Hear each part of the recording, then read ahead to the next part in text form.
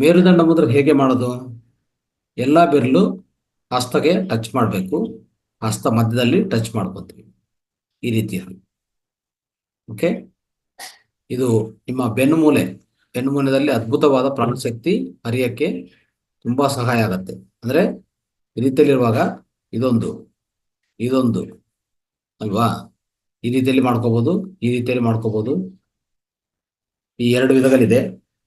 ಅಂದ್ರೆ ಈ ಹೆಬ್ಬೆರಳಂತೂ ನಿಟಾರಾಗಿ ಇಟ್ಕೊಂಡು ಪ್ರಾಕ್ಟೀಸ್ ಮಾಡೋದು. ಓಕೆ, ಸೊ ಈ ರೀತಿಯಲ್ಲಿ ಮಾಡ್ಕೊಳ್ಳಿ. ಹೀಗೆ ಮಾಡ್ಕೋಬಹುದು, ಹೀಗೆ ಮಾಡ್ಕೋಬಹುದು, ಆಮೇಲೆ ಹೀಗೆ ಮಾಡ್ಕೋಬಹುದು. 3 ವಿಧಗಳು. ಇದನ್ನು ನೇರವಾಗಿ ನಿಮ್ಮ ತೊಡೆ ಮೇಲೆ ಇಟ್ಕೊಂಡು ಪ್ರಾಕ್ಟೀಸ್ ಮಾಡೋದು. ಆಯ್ತಾ?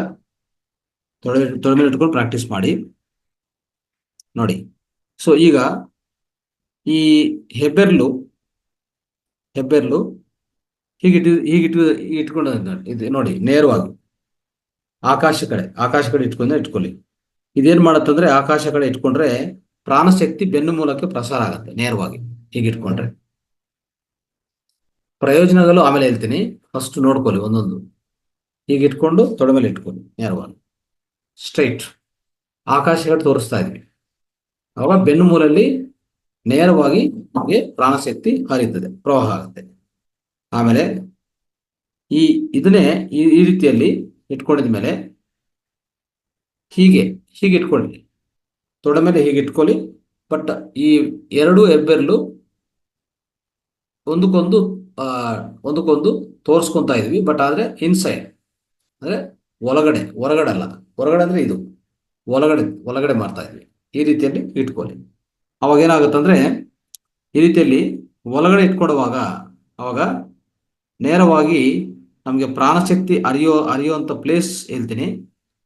ಒಂದು ನಮ್ಮ ಅಬ್ಡೋಮೆನ್, ಕೆಳಗೆ ಹೊಟ್ಟೆ. ಓಕೆ, ಅಲ್ಲಿಗೆ ಅದ್ಭುತವಾದ ಪ್ರಾಣಶಕ್ತಿ ಹರಿತದೆ. ಆಮೇಲೆ ಈ ಬೆನ್ನುಮೂಲದಲ್ಲಿ ಈ ಶಕ್ತಿ ಹರಿಯುತ್ತದೆ. ಆದ್ರೆ ಅಬ್ಡೋಮೆನ್ಗೆ ಅದ್ಭುತವಾದ ಶಕ್ತಿ ಹರಿಯುತ್ತದೆ. ಅದ್ಭುತವಾದ ಪ್ರಾಣಶಕ್ತಿ ನಮಗೆ ಸಪ್ಲೈ ಆಗುತ್ತೆ. ಯಾವುದಕ್ಕೆ? ಅಬ್ಡೋಮೆನ್ಗೆ.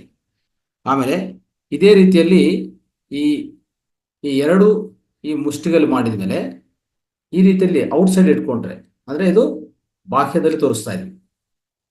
ಇದು ಇನ್ಸೈಡ್ ಒಳಗಡೆ, ಇದು ಹೊರಗಡೆ. ಈ ರೀತಿಯಲ್ಲಿ ತೋರಿಸ್ತಾ ಇದ್ವಿ. ಹೀಗೆ ಇಟ್ಕೊಳ್ಳಿ ತೊಡೆ ಮೇಲೆ. ಅವಾಗ ಏನಾಗುತ್ತೆ ಅಂದ್ರೆ ನಿಮಗೆ ಈ ಪ್ರಾಣಶಕ್ತಿ ಅನ್ನೋದು ಬೆನ್ನು ಮೂಲದಲ್ಲಿ ಈ ಭುಜಗಲು ನೋಡಿ, ಭುಜಗಲು ಮತ್ತೆ ಈ ಕುತ್ತಿಗೆ, ಈ ಭಾಗ, ಹಿಂಭಾಗ ಮತ್ತೆ ಈ ಭುಜಗಲು, ಇಲ್ಲಿ ಪ್ರಾಣಶಕ್ತಿ ಅದ್ಭುತವಾದ ರೀತಿಯಲ್ಲಿ ಹರಿಯುತ್ತದೆ. ಇದು ಉಪಯೋಗ.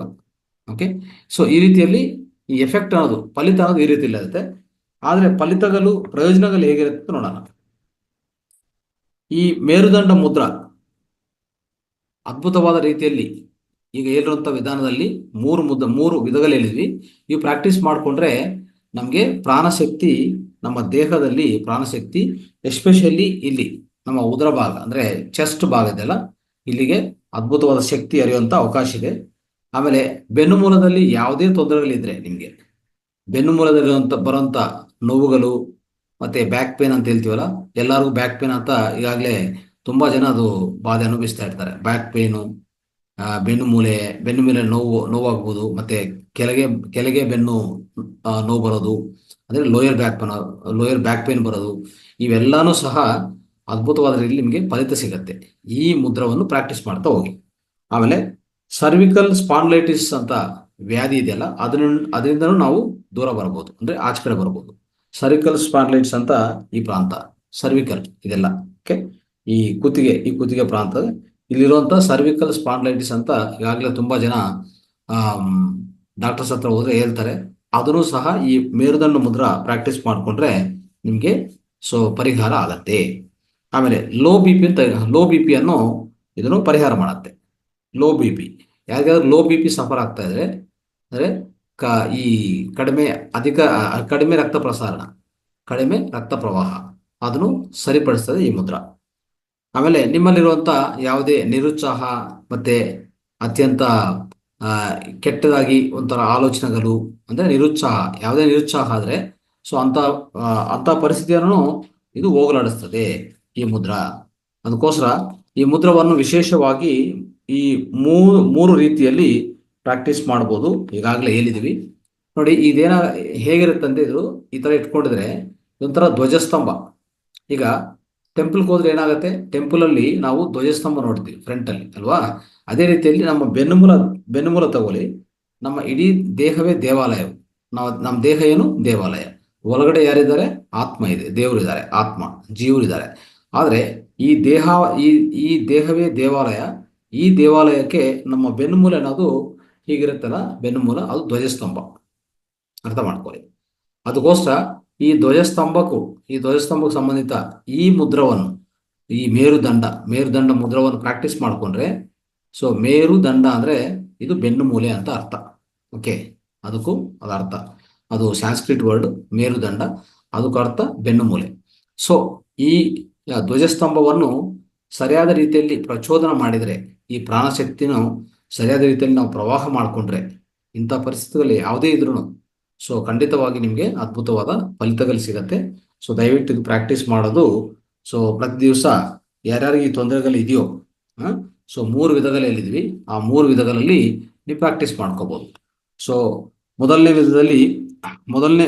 ವಿಧದಲ್ಲಿ ನಾವು ಈ ಹೆಬ್ಬೆರಳನ್ನು ನಾವು ಈ ಒಳಗಡೆ ಇಟ್ಕೊಂಡಿದ್ವಿ. ಆಮೇಲೆ ಹೆಬ್ಬೆರಳನ್ನು ಆಚೆ ಕಡೆ ಇಟ್ಕೊಳ್ಳೋದು, ಆಮೇಲೆ ಹೆಬ್ಬೆರಳನ್ನು ಸ್ಟ್ರೈಟ್ ಇಟ್ಕೊಳ್ಳೋದು. ಈ 3 ವಿಧಗಳು. ಈ ಒಳಗಡೆ ಹೀಗೆ ಇಟ್ಕೊಂಡ್ರೆ ನಮಗೆ ಈ ಅಬ್ಡೋಮೆನ್ ಅಂದರೆ ಈ ಕೆಳಗೆ ಹೊಟ್ಟೆ ಇದೆಯಲ್ಲ, ಅಲ್ಲಿಗೆ ಅದ್ಭುತವಾದ ಶಕ್ತಿ ಪ್ರಸಾರ ಆಗತ್ತೆ, ಪ್ರಾಣಶಕ್ತಿ. ಅದೇ ರೀತಿಯಲ್ಲಿ ಹೀಗೆ ಇಟ್ಕೊಂಡ್ರೆ ನಮಗೆ ಈ ಭುಜಗಲು ಮತ್ತೆ ಈ ಕುತ್ತಿಗೆಗೆ ಅದ್ಭುತವಾದ ಪ್ರಾಣಶಕ್ತಿ ಹರಿಯುತ್ತದೆ. ಅದೇ ಹೀಗೆ ಇಟ್ಕೊಂಡ್ರೆ ಈ ಬೆನ್ನುಮೂಲದಲ್ಲಿ ಪೂರ್ತಿ ಪೂರ್ತಿ ನಮಗೆ ಪ್ರಾಣಶಕ್ತಿ ಮೇಲಿಂದ ಕೆಳಗೆವರೆಗೂ ಪ್ರವಾಹ ಆಗತ್ತೆ.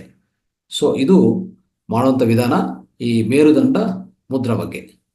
ಓಕೆ ಮಿತ್ರರೇ, ರೈಟ್.